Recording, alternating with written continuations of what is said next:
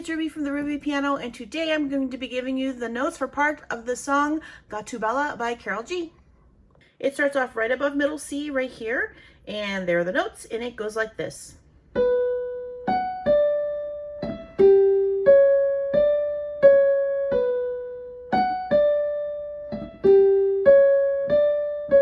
That's the little introduction part, and here's the next melody you're going to hear. The next part goes like this.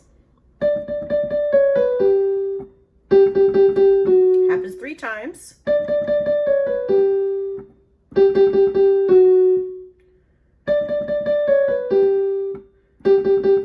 the 4th time you stop on the G.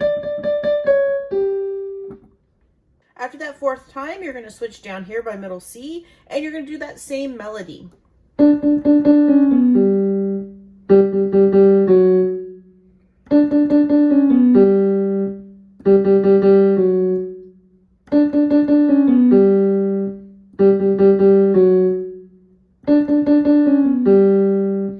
And then that kind of happens throughout the song.